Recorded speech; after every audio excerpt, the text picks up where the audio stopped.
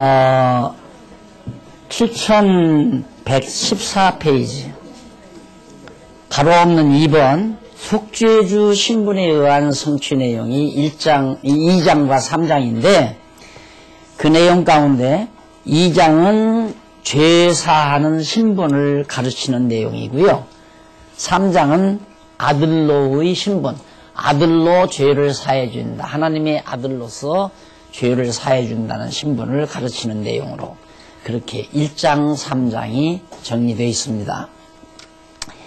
자, 그 중간, 그 페이지, 14페이지 중간쯤 문단, 세 번째 문단에 보면 일찍이 여호와 하나님께서는 살레망 멜기세덱을 하나님의 제사장으로 세워 아브라함이 얻은 것을 10분의 1을 드리도록 섭리하시고 다윗을 통해 그가 멜기세덱의 반차를 쫓아 영원한 제사장임을 언약하신 내용이 시편 110편 4절에 나옵니다. 그러니까 예수님이 다윗을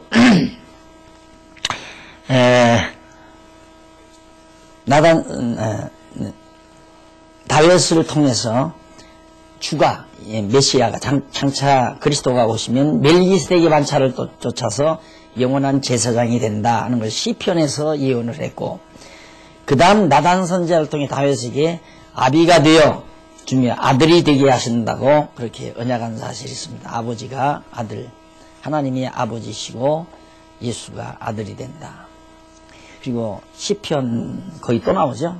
시편 2장 7절에 너는 오늘날 내가 너를 낳았다. 너는 내 아들이라 하는 내용이. 그리고 처녀가 잉태하여 아들을 낳았다. 이는 자기 백성을 하나님의 아들 그리스도를 보내주시는 내용, 그 이사야 7장 14절에 나오는 예언들이 그대로 이루어진 내용이다. 이것이 이제 예수님이 그렇게 신분, 죄 사하는 신분, 속죄주 신분으로 오신 구약적 근거가 바로 이제 그 일찍이 여호와 하나님께서 한 그 내용 문단에 다 나와 있습니다. 그 안 잊어버리셨죠? 처음에 제목이 나오면 첫 문단에 나오는 것은 분해고, 그 다음 두 번째 문단은 요약이고, 그 전체 내용을 간단히 요약한 거고, 세 번째 문단은 근거다. 그 내용에 대한 구약적 근거를 제시해 주는 겁니다. 자, 그러면 우선 2장 한쪽 가로 1번 죄사하는 신분, 거기 보면 2장 1절로 12절은 중풍병을 고치는 표적으로 죄를 사하는 능력을 알게 하죠. 중풍병을 고치는데 하필이면 내 병이 나았느니라 해도 되는데 예수님께서 넘어가서 16페이지 보세요. 7116페이지 2장 1절로 12절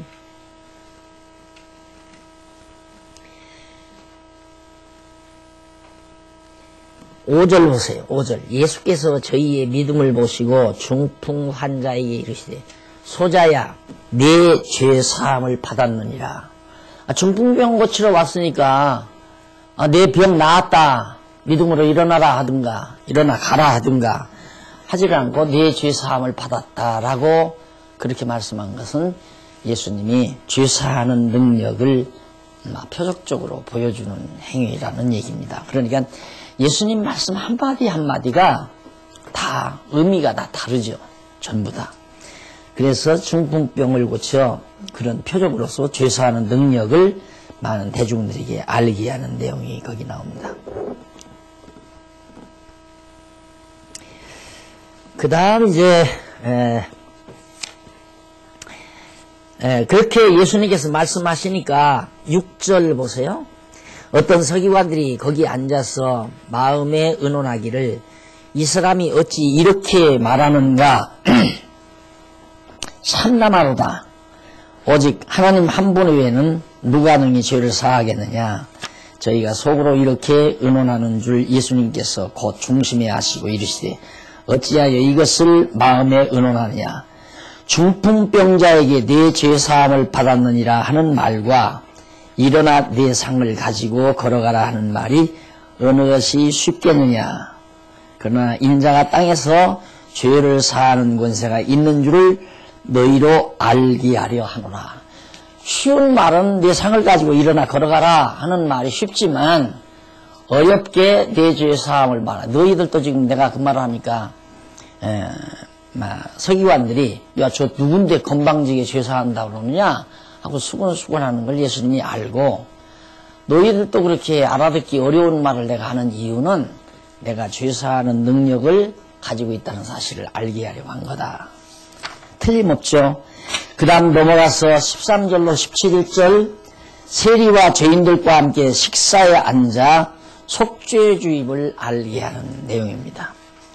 자, 예수님이 하필이면 그래서 예수님하고 식사하고 싶은 사람이 많이 있을 거 아니에요. 병난 사람도 그럴 거고 또 예수 소문 듣고 찾아온 사람들도 예수님 곁에서 같이 식사하고 싶은데 하필이면 예수님은 세리 그 당시에 가장 사람들에게 정말 버림을 받다시피 하는 그런 세리와 죄인들과 함께 식탁에 앉아서 식사를 하는 이유 그 이유가 바로 죄사하는 속죄주임을 알게 하려는 것이었다. 그럼 그 다음 이제 18절로 22절 속죄주로 인해 금식을 하지 아니함을 예를 들어 가르치는 내용입니다. 요한의 제자들과 바리새인들이 금식하고 있는지라 혹이 예수께 와서 말하되 요한의 제자들과 바리새인들의 제자들은 금식하는데 어찌하여 당신의 제자들은 금식하지 아니하나이까. 19절 예수께서 저희에게 이르시되 혼인집 손님들이 신랑과 함께 있을 때에 금식할 수 있느냐? 신랑과 함께 있을 동안에는 금식할 수 없나니 그러나 신랑을 빼앗길 날이 이르리니 그날에는 금식할 것이니라. 생배 조각을 낡은 옷에 붙이는 자가 없나니 만일 그렇게 하면 기운 새 것이 낡은 그것을 당기어 해짐이 더하게 되리라. 새 포도주를 낡은 가죽 부대에 넣는 자가 없나니 만일 그렇게 하면 새 포도주가 부대를 터뜨려 포도주와 부대를 버리게 되리라. 오직 새 포도주는 새 부대에 담아야 한다. 갑자기 예수님이 그 제자들하고 그 금식 문제를 얘기를 해요. 요한의 제자들과 바리새인들이 금식하고 그때 있었단 말입니다. 요한의 제자들도 금식하고 바리새인들도 금식했는데 혹이 어떤 사람들이 예수님께 와서 저들은 저렇게 다 금식하는데 왜 당신 제자들은 금식을 안 합니까? 그러니까 예수님이 신랑과 함께 있는데 왜 금식하느냐 그 말이죠. 이제 금식은 슬퍼하는 거거든요. 죄 때문에 슬퍼하는 하나의 태도란 말입니다. 슬퍼하는. 그래서 죄를 통회하고 슬퍼하는 그런 의미로 가장 고통스러운 밥을 굶는 그런 행위로 금식 행위로. 그래서 구약에서는 죄를 지면 금식하도록 되어 있어요. 또 금식하는 날짜가 정해져 있고요. 그래서 이제 그런 구약의 옛 언약의 근거에 의해서 세례 요한의 제자들이나 바리새인들이 이제 금식하고 있었단 말입니다. 그런데 예수님의 제자들은 금식을 안 하는 거예요. 그래서 그걸 물으니까 나와 신랑과 같이 있는데 얼마나 즐거운데 뭐 때문에 슬퍼하느냐 그 말이거든요. 그러면서 이제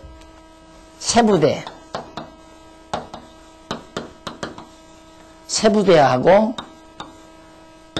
세술 이걸 얘기해요.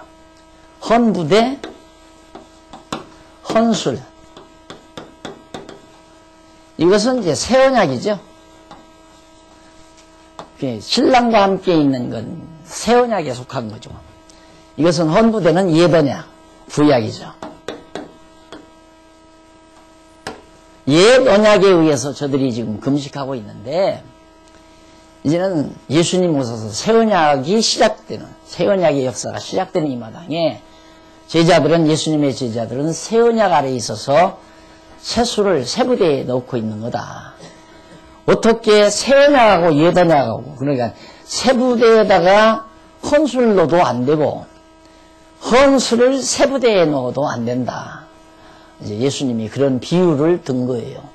그래서 옛 언약과 새 언약의 차이점을 묘사해 주면서 요한의 제자들과 바리새인들은 옛 언약에 의해서 금식을 하지만 내 제자들은 새 언약에 의해서 금식하지 않고 기뻐하고 즐거워한다. 그런 의미로 여기서 말씀을 하고 있는 겁니다.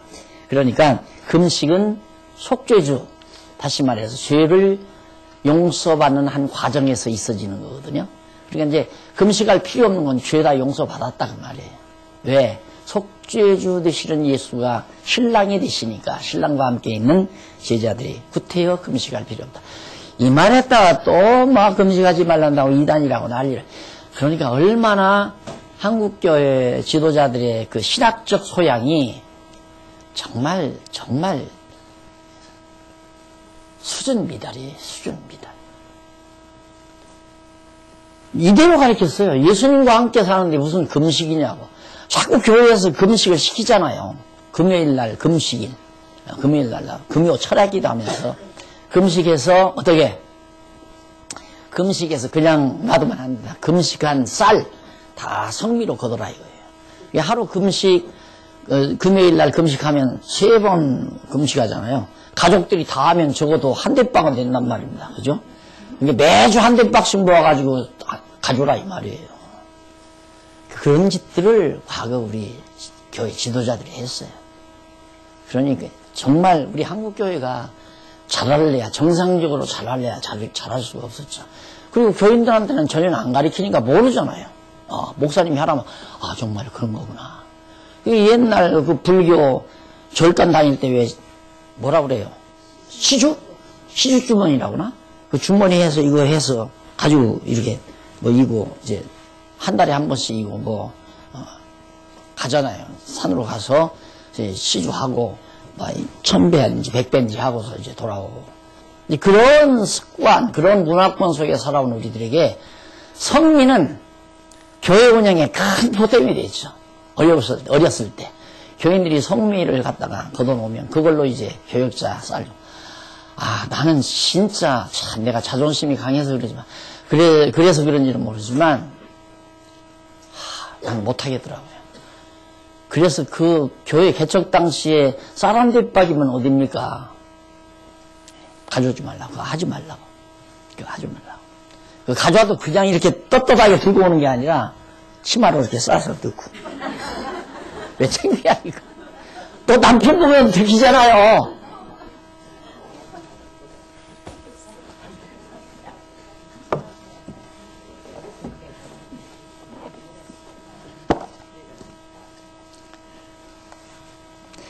그 다음 이제 3장에 가면 아들로 신분을 가리켜요. 아들로 속죄주의 신분을 가리킨다고 합니다. 자, 넘어가서 3장 1절로 6절 24페이지 보세요. 안식일에 사람을 고쳐서 죄를 속하는 아들임을 계시하죠. 안식일에 사람을 고쳐가지고 죄를 속죄하는 아들임을 계시한다. 예수께서 다시 회당에 들어가시니 한편 손 마른 사람이 거기 있는지라 사람들이 예수를 송사하려 하여 안식일이 그 사람을 고치는가 엿보거늘 예수께서 손 마른 사람에게 이르시되 한가운데 일어서라 하시고 저희에게 이르시되 안식일에 선을 행하는 것과 악을 행하는 것, 생명을 구하는 것과 죽이는 것 어느 것이 옳으냐 하시니 저희가 잠잠하거늘 저희 마음의 완악함을 근심하사 노하심으로 저희를 둘러보시고 그 사람에게 이르시되 내 손을 내밀라 하시니 그가 내밀매 그 손이 회복되더라. 바리새인들이 나가서 곧 헤롯 왕과 함께 어떻게 하여 예수를 죽일고 의논하니라. 안식일에 이제 바리새인들은 어떻게든지 예수를 이제 책을 잡아야 되니까 안식일에 병만 고쳐봐라. 당장 때려 넣는다 이거죠.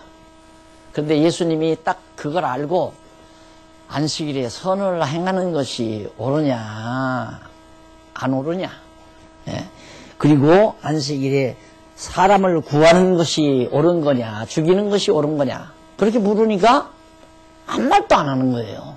왜? 대답할 수가 없죠. 안식일 선을 행하는 것이 옳으냐 그러냐 그것도 그렇고 사람을 살리는 것이 옳으냐 죽이는 것이 옳으냐 대답을 안 하니까 예수님께서 손마른 자 병을 고쳐버린 거예요. 그러니까 약이 빡빡 오르죠, 바리새인들은. 이걸 통해서 예수님이 당신이 바로 안식일, 이것도 안식의 주인임을 당신이 간접적으로 지금 표현하면서 죄에 속하는 아들임을 예수님께서 그렇게 스스로 계시해 주는 겁니다. 그 다음 3장 7절로 12절 큰 무리와 귀신들의 고백으로 하나님의 아들임을 계시하는 내용이죠. 자, 저기 11절에 보세요. 더러운 귀신들도 어느 때든지 예수를 보면 그 앞에 엎드려 부르짖어 가로되 당신은 하나님의 아들이니이다. 예수께서 자기를 거기 띄어쓰기가 떨어졌네요. 자기를 나타내지 말라고 많이 경계하시냐. 역시 여기서도 아직 자기를 공개적으로 드러내시는 걸 경계하는 내용이 나옵니다. 그 다음에 13절로 19절 12를 불러 제자 12를 불러 제자로 삼아 하나님의 아들의 증인으로 내세우는 내용이죠. 네, 당신이 하나님의 아들 속죄주임을 아들로서의 속죄주임을 드러내는 그런 내용입니다. 12 제자들을 하나하나 불러냈습니다.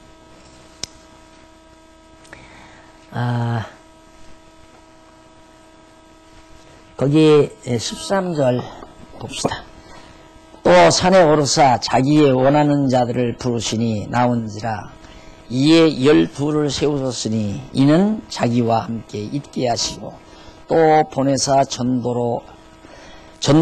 전도도 하며 귀신을 내어 쫓는 권세도 있게 하려 하심이로라.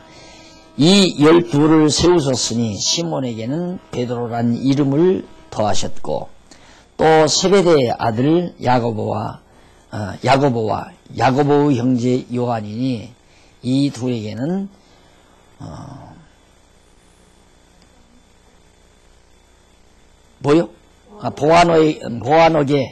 보아노게 곧 우리의 아들이란 이름을 더하셨으며 또 안드레와 빌립과 바돌로메 마테 도마 알페오 아들 야고보 다데우의 가나안인 시몬 또 가룟 유다니 이는 예수를 판자르라. 12 제자를 불러서 장차 하나님의 아들 예수 그리스도를 증거할 제자들을 가르치고 또 능력 주고 하려고 부르셨다. 그 다음 20절로 35절 오해하는 자들을 책망하면서 하나님의 아들임을 계시하는 내용입니다. 예수님을 갖다 오해하는 자들이 참 많았어요. 그 20절로 30절에 보면 이쪽 29페이지 7129페이지 위에서 두 번째 줄 20절로 30절은 예수께서 귀신을 쫓는 표적을 보고 귀신이 들렸다고 오해를 하죠. 예수님이 귀신을 내쫓으니까 저렇게 귀신이 왕이 들려서 저렇게 귀신을 내쫓는다.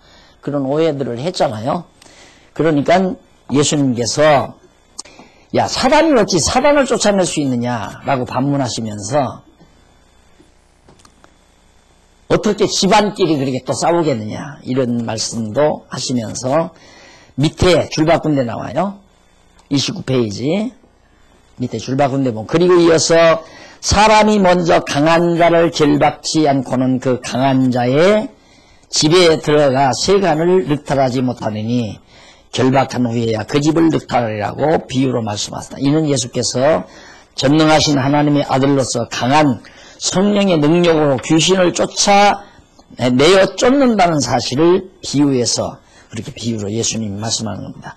그러면서 계속해서 내가 진실로 너희에게 이르노니 사람의 모든 죄와 무릇 회방하는 회방은 사하심을 얻되 누구든지 성령을 회방하는 자는 사하심을 얻지 못하고 영원한 죄에 처하느니라. 예수를 부인했다가도 성령이 임해서 예수를 믿으면 성령을 부인하지 아니하고 믿으면 천국을 가지만 성령의 역사는 마지막 은사거든요. 성령 부인하면 대책이 없다 이거예요. 대책이. 너놈들은 지금 성령 부인하는 거다. 내가 지금 성령의 능력으로 귀신을 내쫓는데 날더러 귀신 들렸다고 그렇게 얘기하는 건 너희 멸망자식이다. 그런 얘기죠. 자, 30페이지 다섯째 줄 위에서 31절로 35절 예수께서 가족들이 찾아와 부른다는 말을 들으시고 무리에게 자신이 하나님의 아들임을 증거하는 내용입니다. 가족들이 찾아왔어요. 소문이 이제 파다한 거죠. 예수가 귀신이 들렸단다니까 가족들이 걱정스러웠을 거 아니에요. 야, 미쳤는가 보다. 우리 아들이. 그래가지고 이제 아들들이, 또 가족들이 이제 예수님을 찾아왔는데,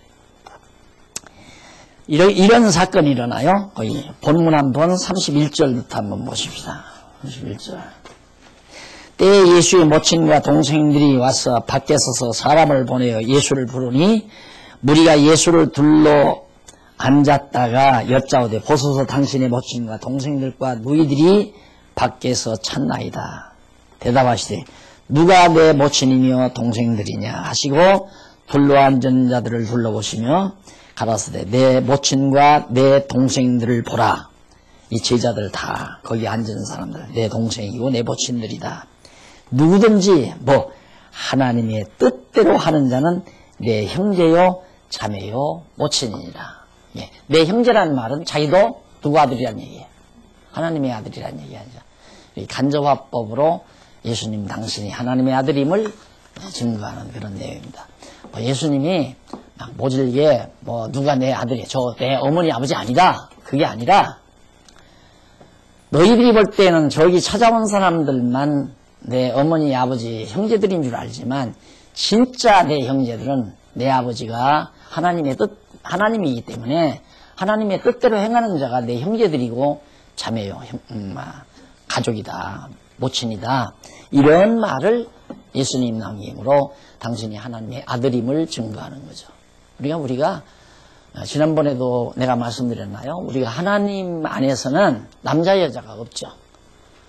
여러분 성경에는 계속 하나님의 아들이 천국 간다고 그랬지 하나님 딸이 천국 간다는 말은 한 글자도 없어요. 여자들은 예수 믿으나 마나 믿어도 필요 없잖아요. 그렇게 글자대로 따진다면. 예수 그리스도가 우리의 신랑이기 때문에 도리어 신앙적으로 영적으로 말하자면 남자들이 다 여자예요. 여자가 남자가 되는 게 아니라 남자들이 다 여자가 돼야죠. 신부가. 그래서 우리가 신부로서 이제 예수님을 남편으로 모시고 또 다른 면에서는 예수님을 머리로 해서 그의 지체가 되니까 예수님이 하나님의 아들이니까 그의 지체인 우리들도 여집사님들도 여자 권사님들도 장로님들도 남자 집사님들도 다 예수님의 지체 손다리 발가락 손가락 팔다리가 다 되져버린다 보니까 머리는 누구예요? 하나님의 아들이죠. 머리가 아들이죠. 이게 지체들도 다 아들이 되는 거죠. 그런 의미에서는 다 아들이죠. 그러니까 그리스도 안에서 남자 여자 차별하고 따지는 것은 그건 구태예요. 구태. 그래서 다 그리스도 안에서는 다 형제들이다. 바울이 고린도 교회에 편지 쓰면서 보면 형제란 말을 사랑하는 형제들이요. 형제란 말을 아주 즐겨 사용합니다. 그 말은 하나님 앞에서 우리는 다 하나님의 아들들이다라는 의미로 형제들이라는 말을 사용하고 있죠. 자, 넘어가서 4장 봅니다. 통치자 신분입니다. 3번. 통치자 신분. 4장에서 5장. 여기죠, 여기. 아직도 1절 지금. 한번 복습해볼까요? 가로 없는 1번. 예? 아들의 신분. 그 다음 2번. 예. 속죄주. 그 다음 3번. 예, 통치자. 이렇게 잘 알잖아요. 그러니까 이렇게 알고 끝나면 안 된다니까, 진짜. 너무 분명하잖아요. 성경이. 이렇게 정말 빈틈없이 내가 오죽하면 공기도 안 샌다고 그러지. 물 안 새는 건 쉬워요. 근데 공기 안 새는 건 어렵습니다. 근데 공기도 안 새요, 공기도. 공기도 안 셀 만큼 자스트로 너무너무 분명하고 확실하고. 그러니까 예수님이 하나님의 아들이고 속죄주이며 통치자다. 우리가 예수님이 하나님의 아들이기 때문에 우리 죄를 다 용서해 주고 우리를 다 당신 뜻대로 다스린다. 맞잖아요? 하나님 뜻대로 다스리기 때문에 내 뜻대로 살려고 해봤댔자 헛심 쓴다고 그러죠? 제일 복싱 선수가 복싱 경합에서 패배하는 이유는 헛손질 많이 하면 힘이 팍팍 당긴대요. 그러니까 딱 치면 잽을 던져서 탁탁 맞는 느낌이 있어야 되지, 던졌는데 그냥 아무것도 안 맞고 그냥 지나면 그때 힘이 팍팍, 그러니까 탁 던질 때 힘 들어가는 힘이 쭉쭉 빠져나가 버리는 거죠. 그냥 가서 뭔가 얻어맞아야 힘이 탁탁 비축이 되지. 그런 것처럼 우리가 안 되는 일 애써서 사는 사람처럼 어리석은 사람이 없어요. 안 되면 하지 말아요. 뭐 그래요. 안 되는 걸. 참, 목사님 편한 소리 많이 하네. 그러면 그렇게 안 하면 어떡할 거예요? 안 되는 거예요. 그냥 안 되면 말고 되면 하고.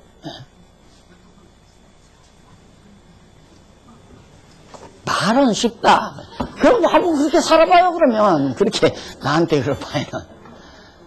나 하자는 대로 하자니까요. 나 하자는 대로.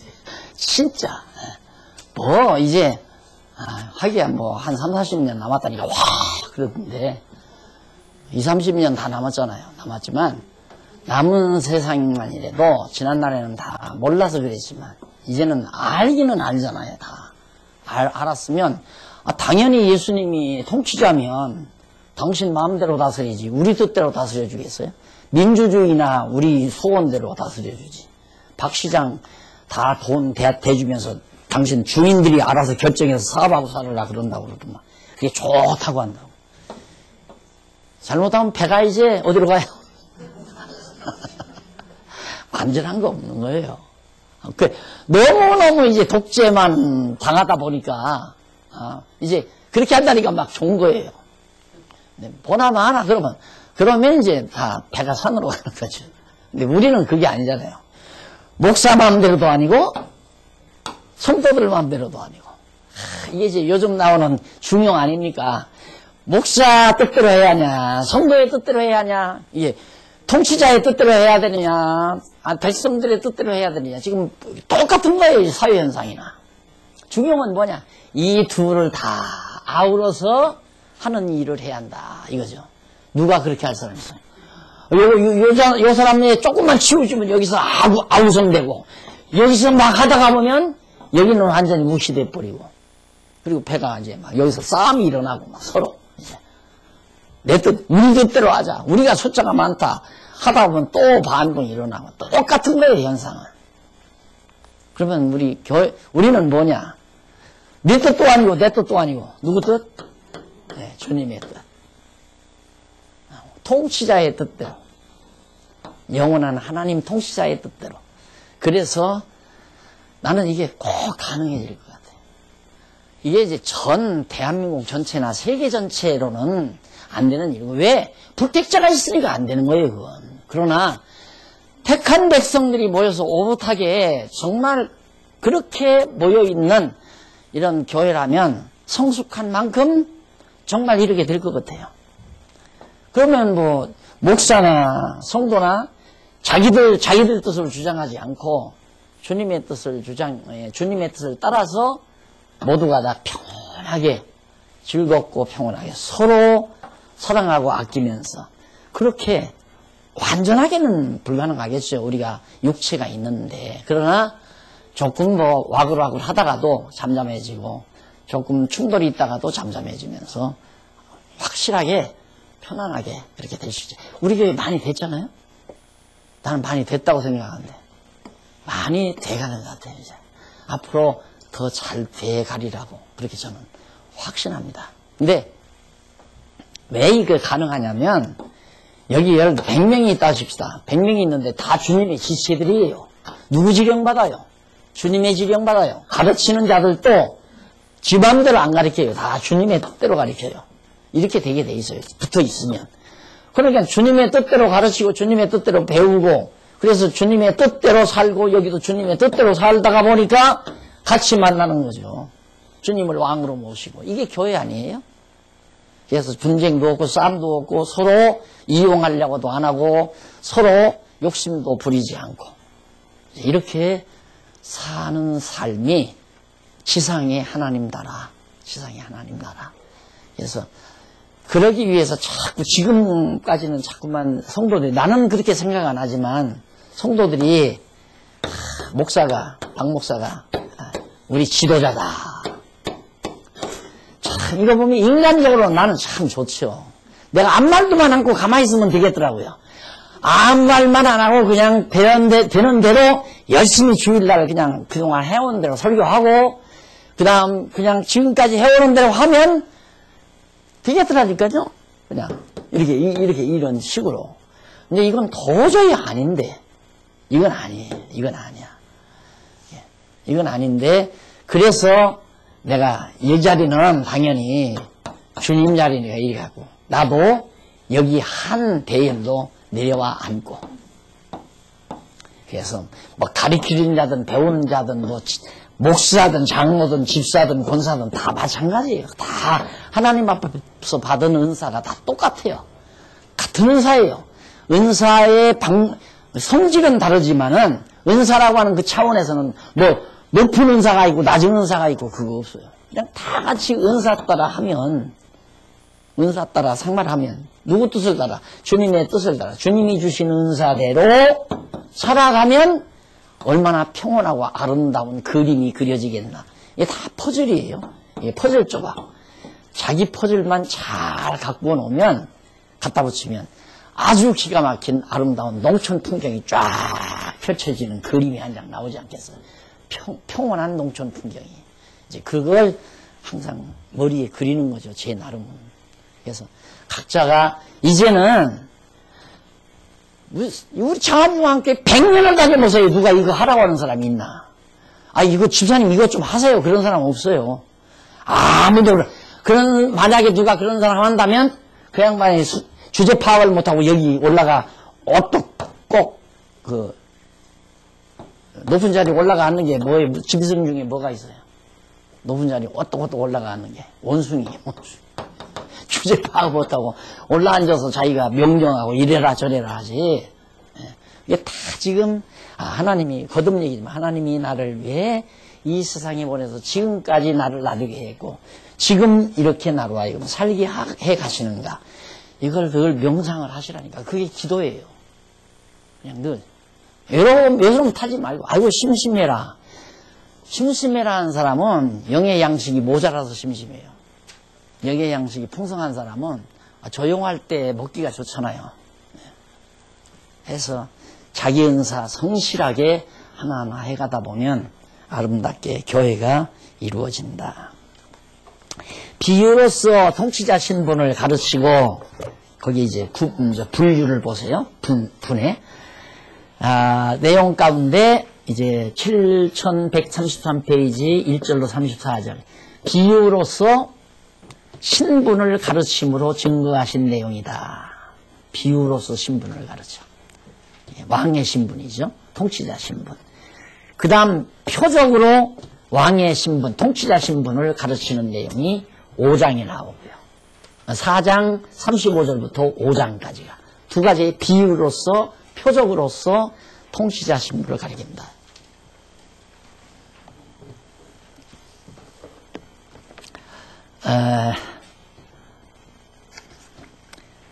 내려가서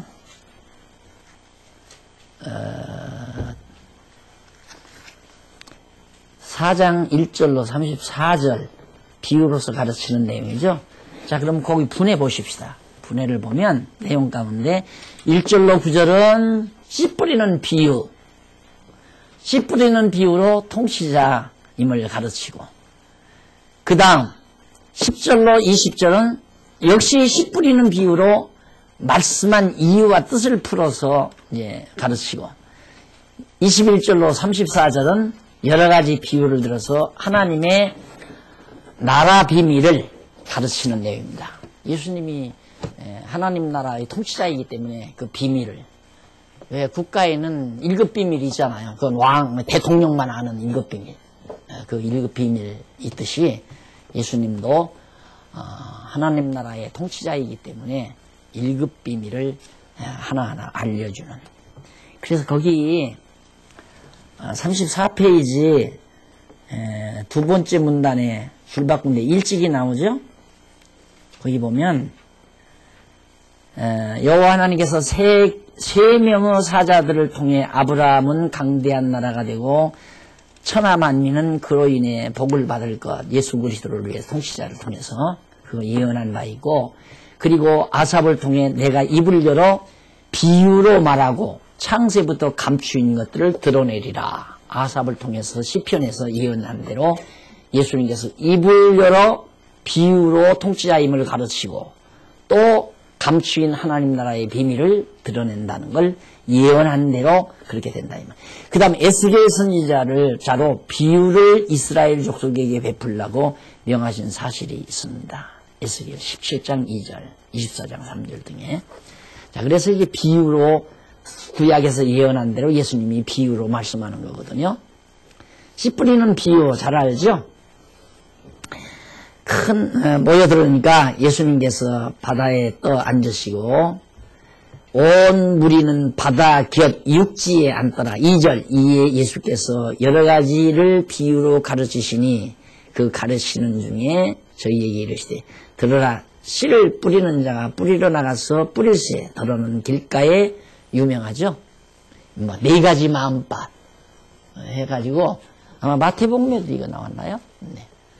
이건 아마 요즘에는 또 그거 안 하는지 모르겠는데 부흥사들이 부흥회 할 때 이건 이 부분은 반드시 나옵니다.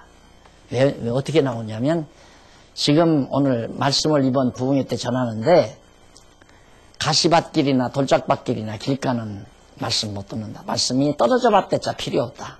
옥토라야 된다. 그냥 옥토를 만들려면 돌 다 추려내야 되고 가시던 불 걷어내야 되고 딱딱한 길가 같은 밭 다 파서 해체해야 되니까 그게 뭐냐면 회개하는 거다. 회개해라 이게. 회개할 제목들을 하나하나 들으잖아요.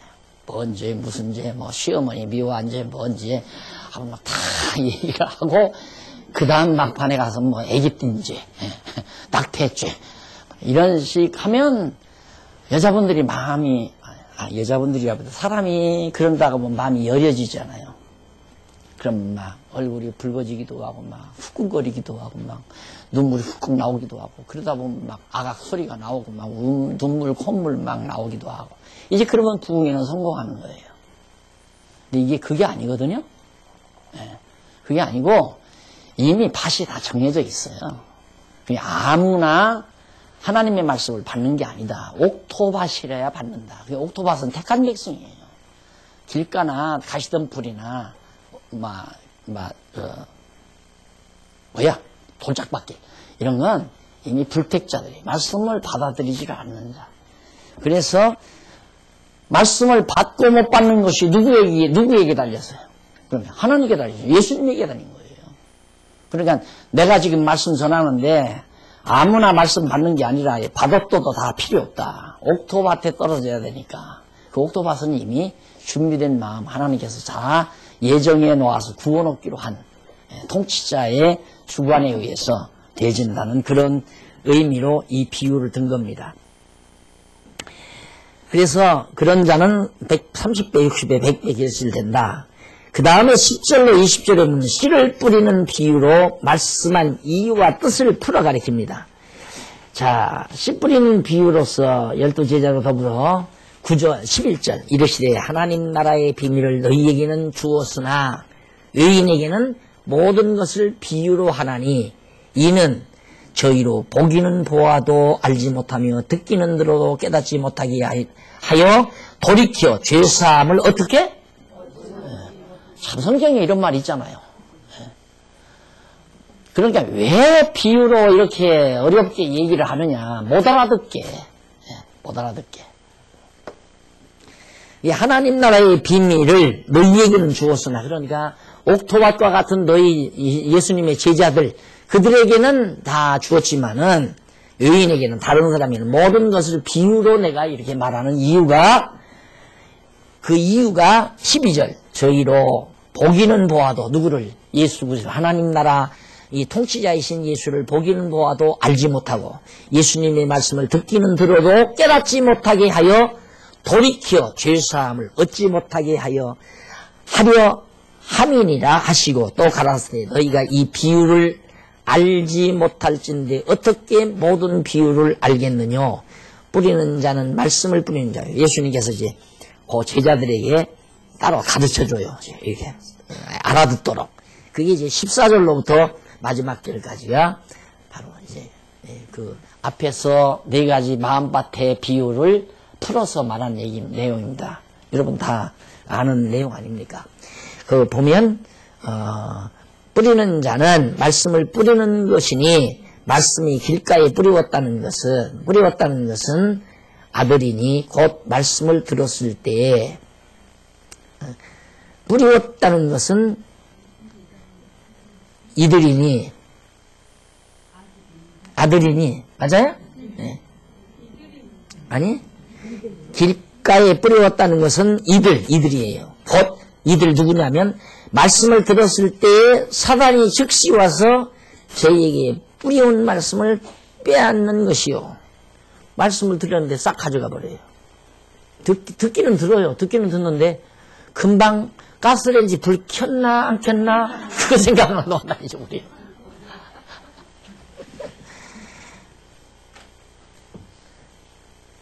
그 다음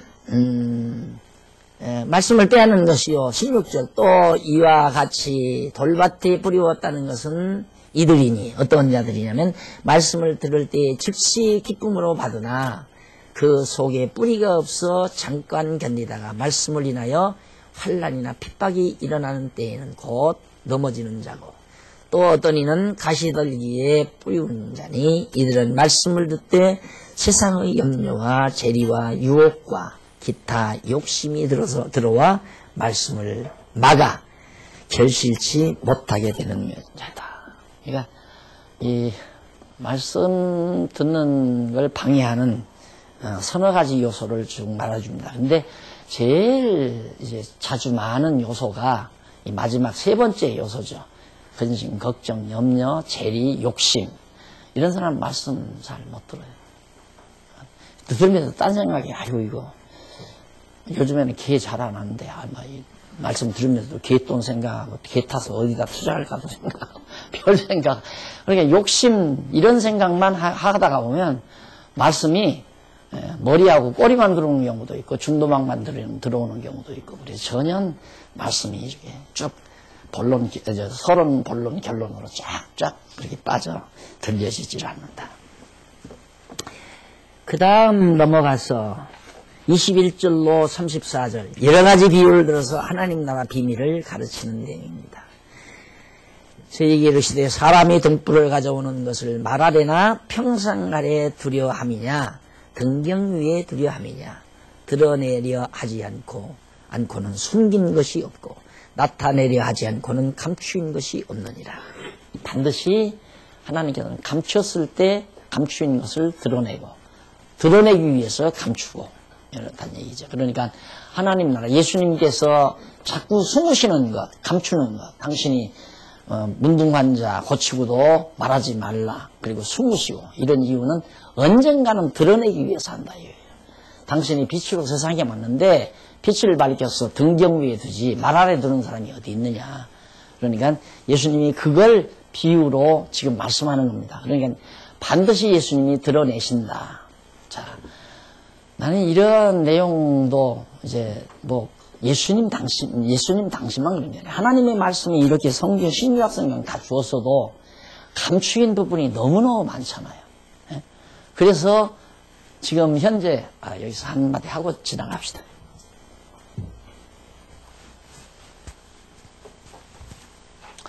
우리 이제 성경신학 연구소의 커리큘럼 자체가 우선 그 신학에서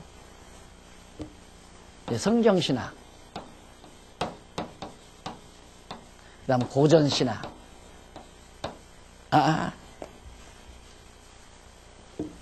전통신학, 그 다음에 이제 전통신학하고 그 다음에 이제 현대신학. 아니다. 이렇게 하고 이제 종합학문. 성경신학에서는 우리가 지금 주장하는 뭐 성경 신학계론, 구약신학, 신약신학 뭐 등등해서 쭉 우리 기독교 세계관 이런 등등으로 과목이 나오고요. 전통신학은 고전, 그 다음 전통, 아니죠. 고전, 현대, 근대. 고전하고, 그 다음 중세인가요? 중세. 그 다음 근대. 그 다음 현대. 예, 고전신학, 중세신학, 근대신학, 현대신학. 이게 다 과목으로 다 들어가요. 그리고 종합학문은 이제, 인문, 사회, 그 다음 이제 자연과학, 과학. 인문과학, 사회과학, 자연과학. 이런 과학. 이런 등의 과목으로 우리 이제 성경신학연구소가 지향하는 이 학문 작업을 해나가기 위해서 이제 모델을 다 만들어서 아마 인터넷에 곧 뜨게 될 겁니다. 한번 보시면은 중요한, 여러분들도 아시게 될 건데, 우리가 왜 이 얘기를 하냐면, 그동안 이제 고전하면 이제 교부시대부터 사도, 속사도, 그 다음 교부시대 아니에요? 물론 사도 신학은 성경에 있으니까 상관이 없어요. 성경에 사도 신학이 다 있잖아요. 바울 신학도 있고, 베드로 신학도 있고, 요한 신학도 있고, 다 사도 신학이거든요. 그 다음에 속사도니까 사도들에게 배운 사람은 별로 이제 큰 신학이 없어요. 근데 고전에 들어가서 딱 보면은 이제, 교부들에게 와서 이제 교부신학이라는 게 나와요. 교부신학에서부터 현대 자연주의 신학까지 여기에서 풀지 못한, 감추어진 거죠. 풀지 못한 신학적 주제들이 수없이 많다고 말이에요. 이걸 여기서 다 풀었잖아요. 문제 없어요, 이제. 전혀 문제가 없어요. 아무런 문제가. 어떤 문제도 질문을 하면 다 해답이 떨어지는 게 성경신학이에요. 하나님께서 이렇게 감추어 놓으시더니만, 20세기까지 하나님께서 감추어 놓으시더니만, 21세기 접어들어서 하나님께서 이렇게 드러내시는가. 내가 이걸 내가 위대하다고 하기 위해서 하는 얘기 아닙니다. 이건 정말 그 인터넷에 이것은 하나님이 특별히 이 시대에 주신 최대의 선물이라고 이렇게 소개가 나오더라고요. 성경신학에. 맞는 얘기죠. 우리가 지금 이걸 가지고 사는 겁니다. 그러니까 하나님께서는 왜 감추어 놨나. 드러낼 때가 돼야 드러내요. 예수님도 당신이 숨으시는 것은 아직 숨어야 되니까 숨겨놓은 거예요. 왜 이게 감추어졌냐면 서구 사상 때문이에요. 서구 사상은 내가 늘 말하지만 처음에 탐사가 가지고 터키 그리스 딱 가자마자 버스 타기만 하면 그 안내양이 그리스 신화를 얘기하는 거예요. 그리스 신화. 그냥 탁 떠오르는데 아차. 야, 이렇게 하나님의 귀한 말씀 신학이 감추어진 저 그리스 신화 때문에 그렇게 됐구나. 그래서 그 다음부터 그리스 신화 읽지 말라고 그러죠. 보지 마라. 그리스 신화라는 건 완전히 이원론이에요. 이원론. 그 비진리거든요. 이원론 사상에 의해서 신화가 이끌어지기 때문에 서구 아이들은 나면서부터 그런 사상에 쩌들린단 말입니다. 그래서 흑백놀이를 이제 할 수밖에 없고. 그러다 보니까 성경이 풀어지나요? 이거나 정반.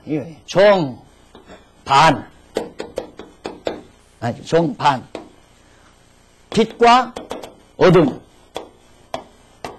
선과 악. 이거 다 상대적인 거 아니에요? 이렇게밖에는 몰라요. 이 그리스 사람들은 이걸 딱.